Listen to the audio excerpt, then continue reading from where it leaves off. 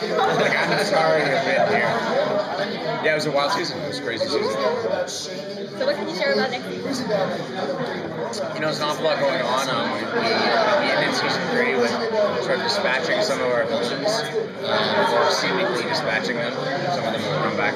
And season 4 opens up, you know, a few months later, and into this void of villainy. Penguin has asserted himself and created this Pax Penguina, which is he's licensing crimes. He's basically usurped the law completely, and he controls what crime is permitted in Gotham. And you know, against that tide, Jim is kind of left alone. No one is on his side, including Harvey, and that will lead him to find new allies, and that includes Sophia Falcone.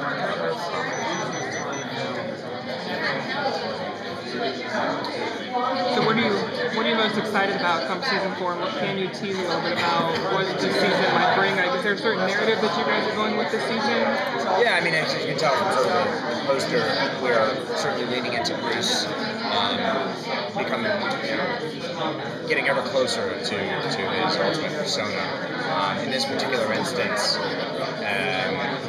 Bruce is starting down his vigilante role, but he's still learning it. And Jim is oblivious to that, but they will come, at least initially, but they come into contact quite a lot.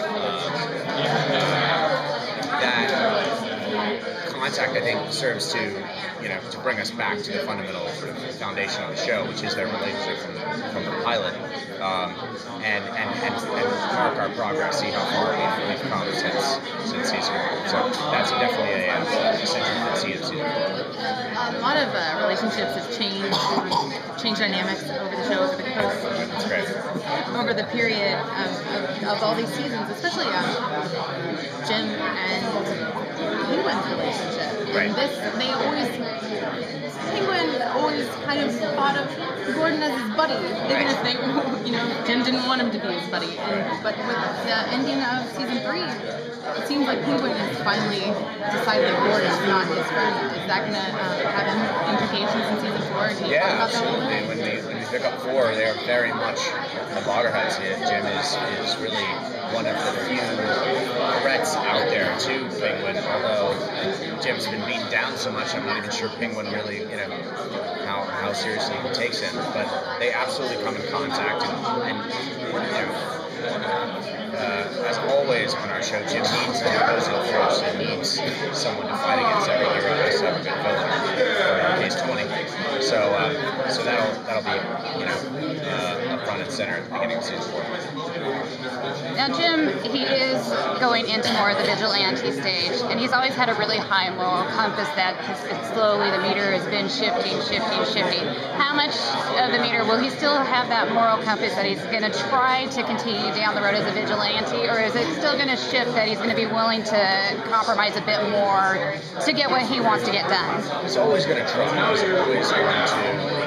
I think when you stop trying, unless you're affected by a virus, or even when you aren't affected by a virus, when you stop trying, you become an actual villain, right? But as long as you're trying, as long as you're attempting to do what's right, or as it so quickly and dangerously becomes, do what's right for the most people, right?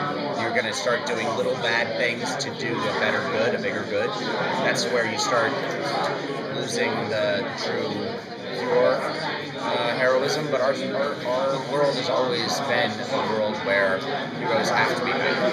They have to do small bad things to do big good things. And that is obviously who Batman is ultimately, right? A vigilante, someone who acts outside the law, that does so for a good purpose. Jim, as precursor to that, is following a similar path. Can you tease anything about like Jim and Barbara coming up? Yeah, we left again in season 3, so we're giving her a little time to kind of, reset. Meanwhile, Barbara, Aaron can speak to it better, of course, but Barbara has been reborn, literally and metaphorically, and has sort of found her center, but her center is not a good center. And then Lee will be reintroduced more fully a little later in the season, and will be in a very different spot than she's been before, and much more. She has previously, up until the virus sort of plot line, been much more clearly good. Now she's much more competent. Sorry, it's like, way earlier. Thank you.